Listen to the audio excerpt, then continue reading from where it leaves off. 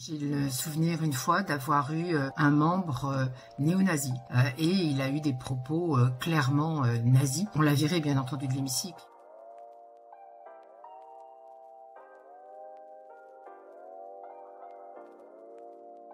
Comme souvent dans la vie politique, j'imagine, il y a le croisement entre un concours de circonstances, on va dire, puisque le maire de Lyon de l'époque me confie cette tâche, et puis moi aussi une appétence et un intérêt particulier à tout ce qui est la vulnérabilité. J'ai fait 3 mandats au Parlement européen.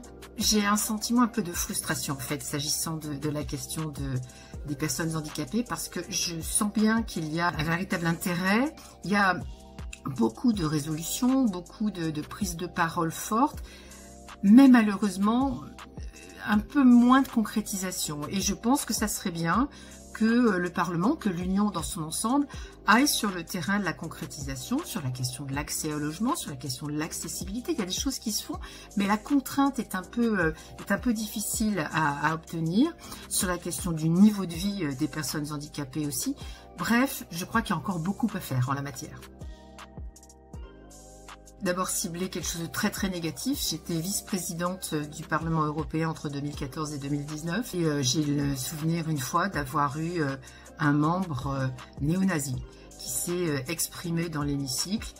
C'était en fin de soirée, mais ça n'excuse rien, et il a eu des propos clairement nazis. Donc on l'a viré bien entendu de l'hémicycle et ça a été un choc que ceci puisse encore exister dans notre siècle. Et puis de façon plus émotive, mais au sens positif du terme, quand le président ukrainien est venu s'exprimer devant nous, c'était extrêmement fort et extrêmement puissant, même si on se dit qu'on aimerait mieux qu'il n'ait plus à s'exprimer. Ça voudrait dire que cette guerre est terminée, ce que nous aspirons tous évidemment.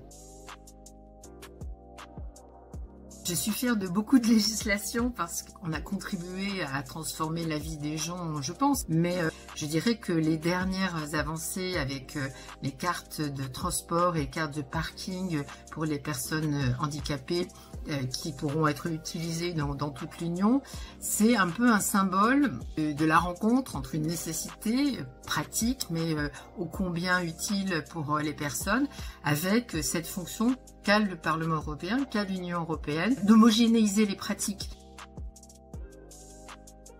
Les chefs d'État et de gouvernement, il faudrait qu'ils soient cohérents. Ils discutent entre eux, ils négocient, ils parlent de société inclusive, ils parlent de personnes handicapées, ils parlent d'emploi, ils parlent d'éducation. Tout le monde est d'accord. Mais quand ils rentrent dans leur capitale, c'est une autre histoire.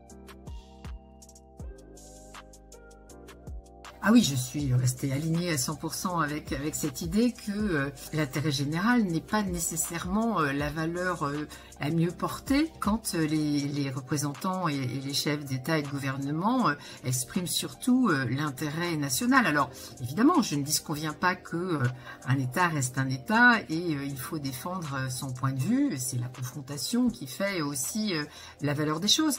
Mais quand même, de temps en temps, j'aimerais que l'intérêt européen, ce qui fait qu'on est ensemble, le fait que des règles et des avancées communes s'imposent à tout le monde, soit plutôt ce qui est privilégié par rapport à un intérêt individuel.